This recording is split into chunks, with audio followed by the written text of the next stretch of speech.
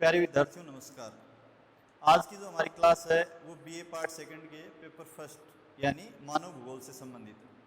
आज की इस क्लास में हम पढ़ेंगे नगरीकरण के बारे में, अर्बनाइजेशन।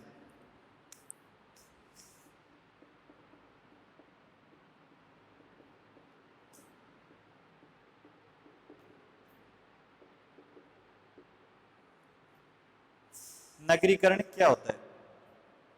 नगरीकरण है वो एक सक्रिय प्रक्रिया है, एक गतिशील प्रक्रिया है, एक बहुआयामी प्रक्रिया है, जिसमें जो परिवर्तन की गति है, दिशा है, वो ग्राम से नगर की ओर होती है।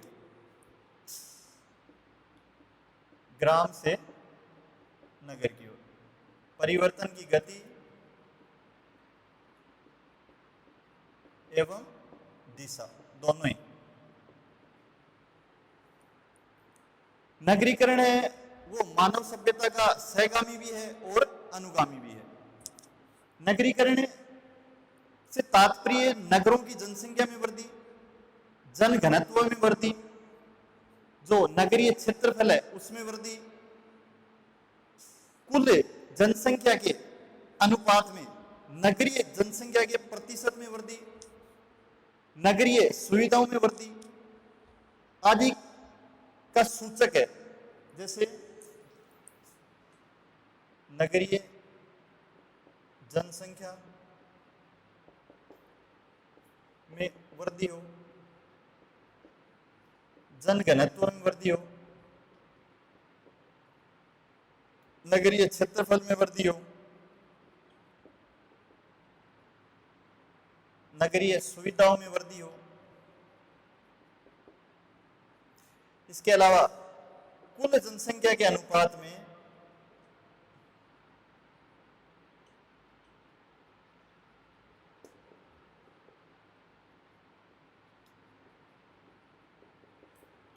नगरीय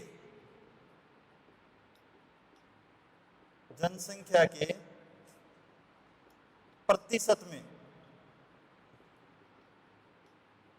वृद्धि हो तो उसे नगरीकरण का सूचक माना जाता है। ये 5 प्रमुख नगरीकरण के सूचक हैं। इनमें जो सबसे लोकप्रिय नगरीकरण का सूचक है वो ये है, कुल जनसंख्या के अनुपात में अगर नगरीय जनसंख्या के प्रतिशत में वृद्धि होती है तो वो सर्वाधिक लोकप्रिय नगरीकरण का सूचक है। अब नगरीकरण को विभिन्न नगरीय भूगोलवेताओं ने अलग अलग प्रकार से परिभाषित किया है। तो कुछ परिभाषाएं हैं वो देखते हैं। पहली परिभाषा है ग्रिफिथ टेलर की। ग्रिफिथ टेलर ने कहा कि गांवों से नगरों की ओर जनसंख्या का स्थानांतरण ही क्या है? नगरीकरण है। गांव से नगरों की ओर जनसंख्या का स्थानांतरण नगरीकरण है। फिर दूसरी जो प्रमुख परिभाषा है जीटी ट्रिवार्था।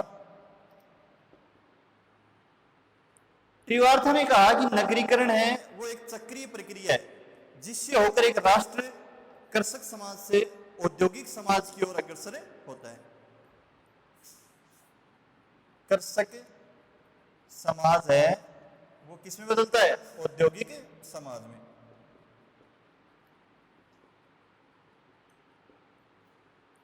यानी एक चक्रीय प्रक्रिया है जिससे होकर एक राष्ट्र कृषक समाज से औद्योगिक समाज की ओर अग्रसर होता है। फिर परिभाषा दी ई बर्गेल ने।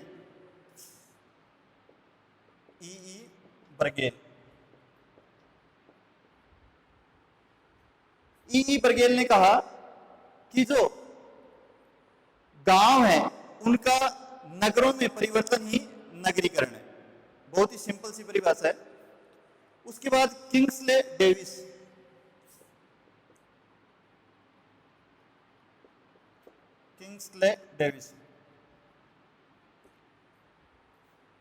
किंग्सले डेविस ने कहा कि कुल जनसंख्या के अनुपात में नगरीय जनसंख्या के प्रतिशत में वृद्धि को ही हम नगरीकरण कहते हैं।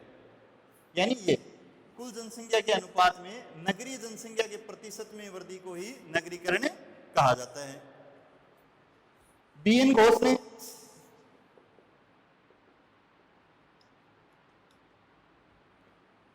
बीएन घोष ने नगरीकरण के बारे में कहा कि नगरीकरण वह प्रक्रिया है जिसके अंतर्गत गांव कस्बों में और कस्बे हैं वो नगरों में परिवर्तित होते हैं। ग्राम कस्बों में और कस्बे हैं वो नगरों में परिवर्तित होते हैं।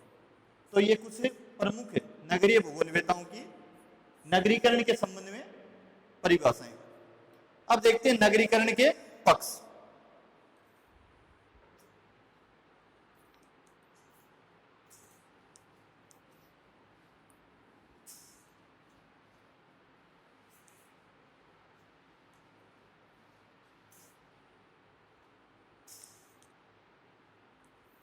नगरीकरण के चार प्रमुख पक्ष हैं जो एक दूसरे से संबंधित हैं।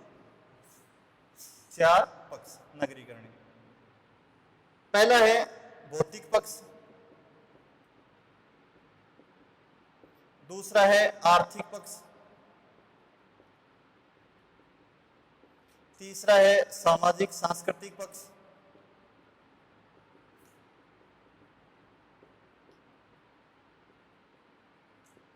और चौथा है जनांकीय पक्ष।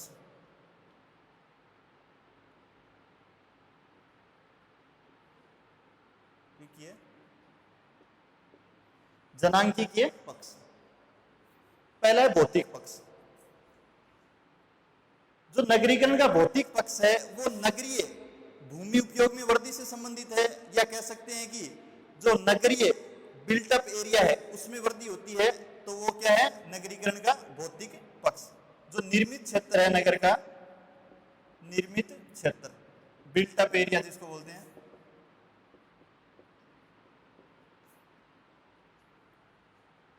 या नगरीय भूमि उपयोग में वृद्धि से संबंधित है भौतिक पक्ष। जैसे नगर में विभिन्न प्रशासनिक भवनों का निर्माण होता है, विभिन्न जो आवासीय कॉलोनियां होती हैं वो जगह जगह स्थापित की जाती हैं। इसके अलावा जो पार्क्स हैं वो डेवलप किए जाते हैं। तो नगरीय जो क्षेत्रफल का विस्तार हो रहा है, भूमि उपयोग में वृद्धि हो रही है, वो नगरीकरण के भौतिक पक्ष से संबंधित है। दूसरा है आर्थिक पक्ष।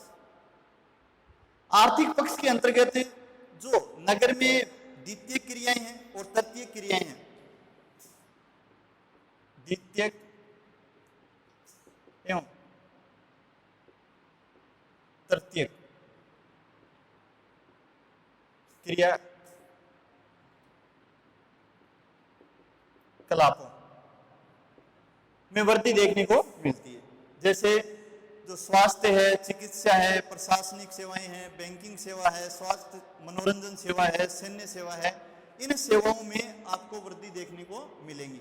तो वो पक्ष है नगरीकरण के आर्थिक पक्ष से संबंधित है। तीसरा है सामाजिक सांस्कृतिक पक्ष।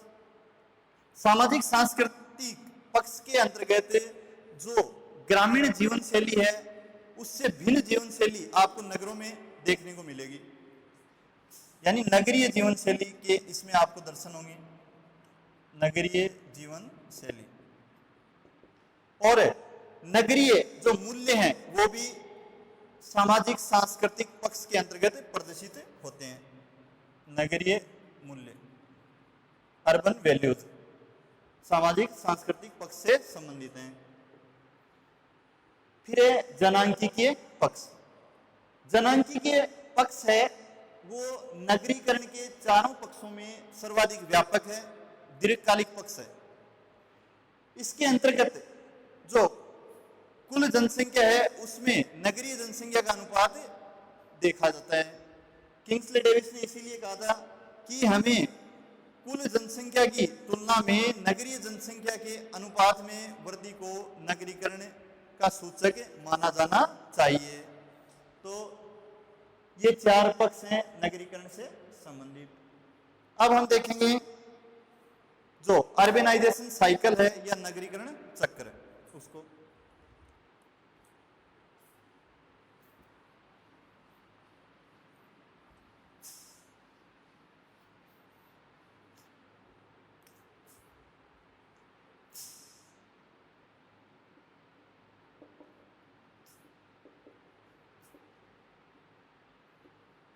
नगरीकरण चक्र।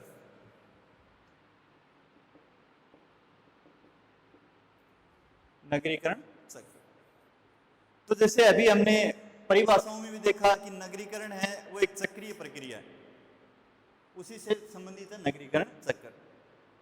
नगरीकरण चक्र है, इसको किंग्सले डेविस ने जो अंतयुक्त प्रक्रिया है वो कहा था कि नगरीकरण है वो एक फिनाइट प्रोसेस है, अंतयुक्त प्रक्रिया है।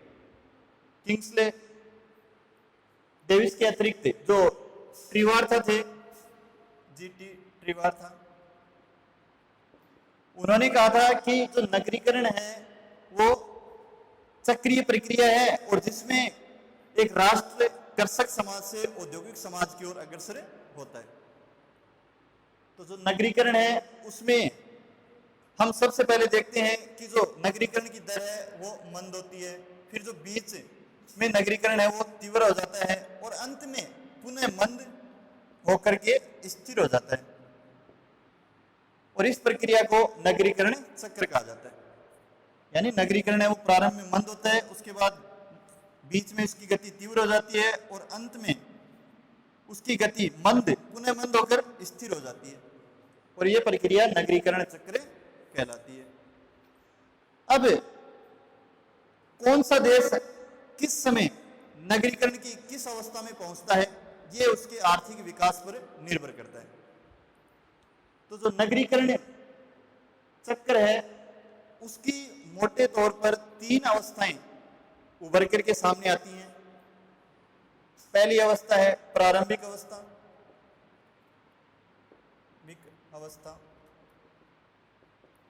दूसरी अवस्था है त्वरण अवस्था,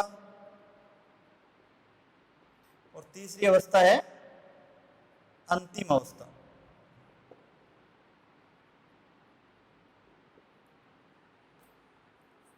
नगरीकरण चक्र इन 3 अवस्थाओं से गुजरता है। तो जो नगरीकरण चक्र है उसको ग्राफ के रूप में भी प्रदर्शित किया जा सकता है, जिसके एक्स अक्ष पर ये एक्स अक्ष और ये वाई अक्ष, एक्स अक्ष है उस पे समय को प्रदर्शित किया जाता है, समय, और जो वाई अक्ष है उस पे कुल जनसंख्या में नगरीय जनसंख्या का प्रतिशत है उसको प्रदर्शित किया जाता है। कुल जनसंख्या में नगरीय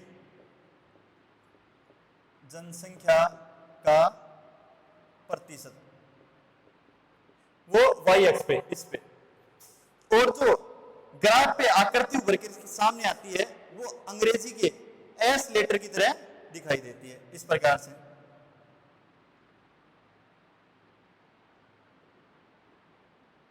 ये नगरीकरण चक्र का ग्राफ पर प्रदर्शन, यानी एक्स एक्स पर समय और वाई एक्स पर नगरीय जनसंख्या का प्रतिशत है वो प्रदर्शित किया जाता है। अब देखते हैं इसकी प्रारंभिक अवस्था। तो प्रारंभिक अवस्था में आप देख सकते हो ग्राफ पे कि जो वक्र रेखा है वो धीरे धीरे दाहिनी ओर बढ़ती है और उसका ढाल है वो मंद है। धीरे धीरे ये दाहिनी ओर बढ़ती है और इसका ढाल है वो क्या है, मंद है। ये जो प्रारंभिक अवस्था है नगरीकरण की शुरुआत की अवस्था है, नगरीकरण की शुरुआत हो जाती है इस अवस्था में, और नगरीकरण है वो धीरे धीरे बढ़ता है।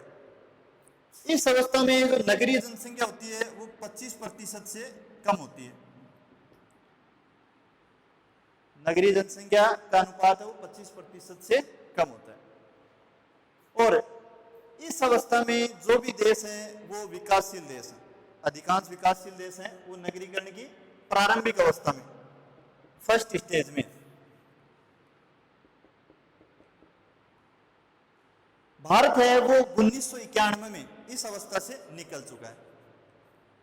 इस अवस्था में जो भी अर्थव्यवस्थाएं होती हैं वो अर्थव्यवस्थाएं कृषि प्रधान और परंपरागत स्वरूप लिए हुए होती हैं। तो ये प्रारंभिक अवस्था की विशेषताएं हो गई। जो त्वरण अवस्था है नगरीकरण की द्वितीय अवस्था, द्वितीय अवस्था। ये नगरीय विस्फोट की अवस्था होती है, नगरीय विस्फोट की अवस्था होती है। द्वितीय अवस्था जिसको एक्सीलरेशन स्टेज कहते हैं, उसमें जनसंख्या है वो तीव्र गति से बढ़ती है और कुछ ही वर्षों में ये बढ़ करके 50% हो जाती है और अपने अंतिम चरण तक, जो त्वरण अवस्था है उसके अंतिम चरण तक बढ़ करके ये 75% हो जाती है। और अगर कुल जनसंख्या की बात करें तो 25 से 75% नगरीय जनसंख्या वाले देश त्वरण अवस्था में माने जाते हैं। यानी जिन देशों की नगरीय जनसंख्या 25 से 75% के मध्य है वो नगरीकरण चक्र की त्वरण अवस्था के अंतर्गत आते हैं।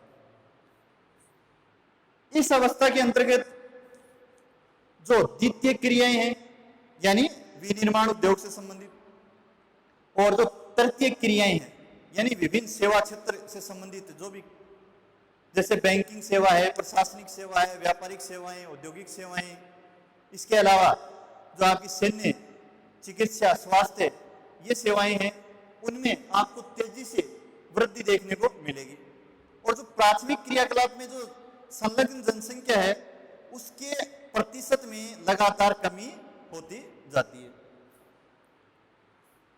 जो दक्षिणी यूरोप है, पूर्वी यूरोप है, दक्षिणी पश्चिमी एशियाई देश हैं, इसके अलावा जो दक्षिणी अमेरिका के कुछ देश हैं, ब्राजील, पेरू, कोलंबिया, वो इसी त्वरण अवस्था के अंतर्गत शामिल किए जाते हैं।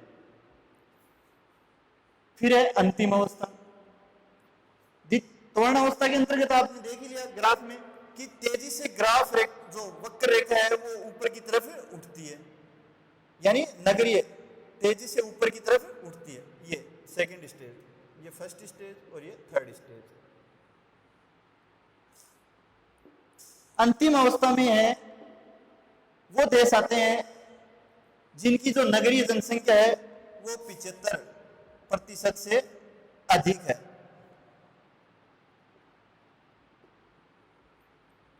इस अवस्था में आप देख सकते हो जो नगरीकरण की गति है अति मंद होती है, ढाल है वो अति मंद है, या तो ये जो रेखा है वो नीचे की तरफ झुक जाती है ऐसे, है ना, यानी ढलान है वो धीरे धीरे कम होता जाता है। जैसे आपने द्वितीय अवस्था में देखा एकदम तेजी से ऊपर की तरफ गई रेखा, अब वो प्रवृत्ति समाप्त हो जाती है अंतिम अवस्था में। और विश्व के जो विकसित देश हैं वो अंतिम अवस्था के अंतर्गत आते हैं, जो औद्योगिक राष्ट्र हैं वो अंतिम अवस्था के अंतर्गत आते हैं। तो ये आपने देखा साइकिल ऑफ अर्बेनाइजेशन यानी नगरीकरण चक्र, 3 अवस्थाओं के अंतर्गत प्रारंभिक, त्वरण और अंतिम अवस्थाएं। धन्यवाद।